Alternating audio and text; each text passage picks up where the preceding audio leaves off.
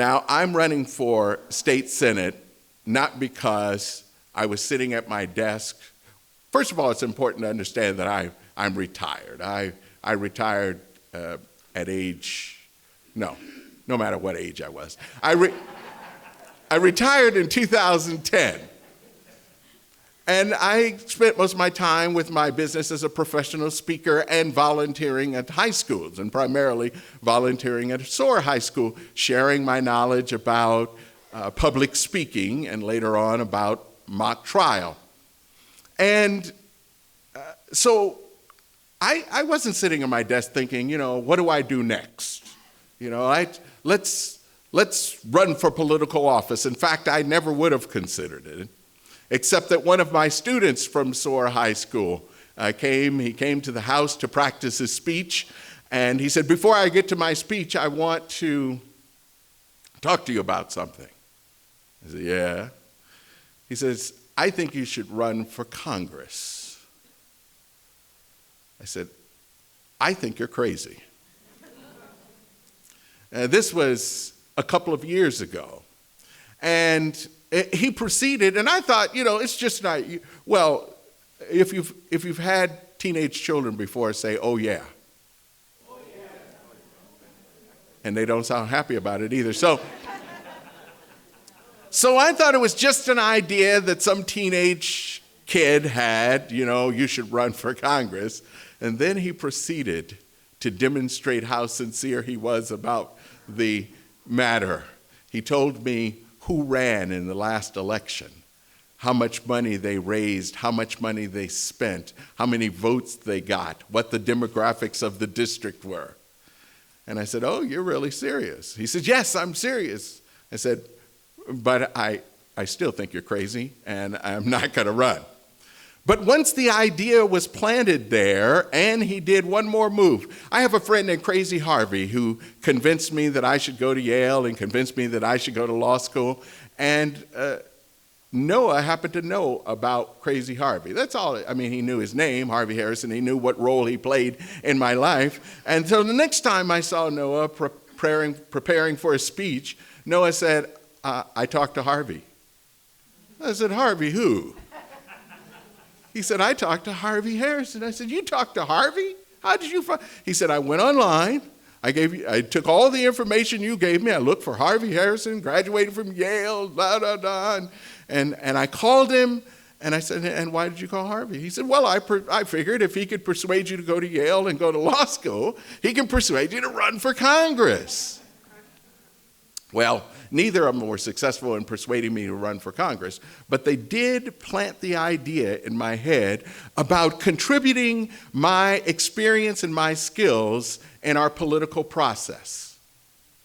And the reason that they were concerned, and the reason that Noah was concerned, and other students that I talked with at the high school was concerned, is that unlike some of us adults, they are not jaded about our democratic process. They still have hope in our democratic process, and they want to maintain that hope. So they asked me to contribute my skills and my knowledge to our legislative process. Now I'm going to tell you about, just the other day I talked to a guy, we're talking about adults now. I talked to a guy and he says, I wish you much luck in your campaign, but I'm not going to contribute. He came straight out and said it, and that's good, because then I know where I am in the process, and I know to delete his name off my list, because, and I said, why not? He says, well, those the politicians, it's not going to, and he expressed his whole disappointment with the whole political process and how it's just a waste, and it would be a waste of his money to invest. That's how jaded some of us adults are.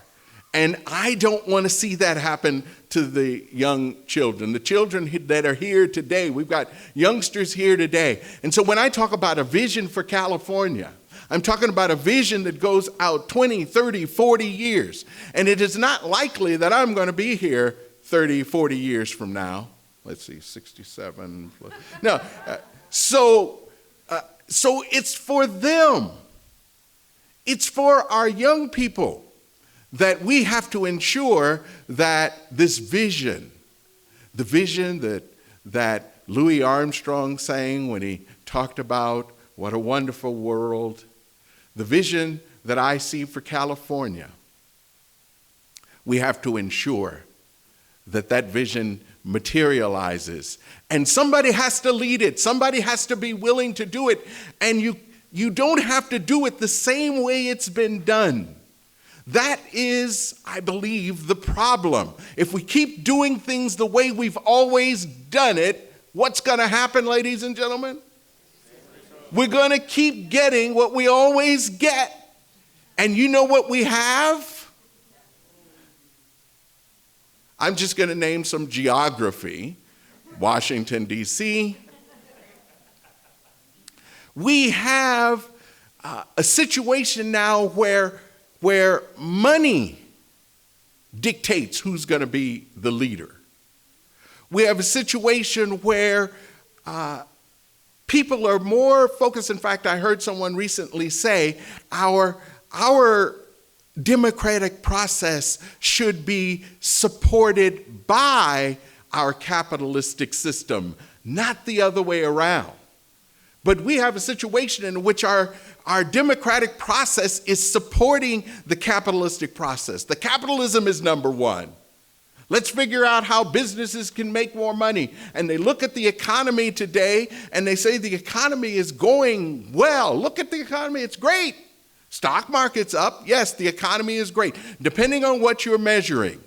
If you want to measure the stock market, yes, the economy is great.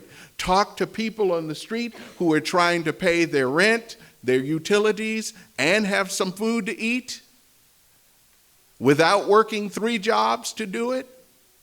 The economy is not so great. So we have to look at whether or not our democracy is moving away from being of the people, by the people, for the people.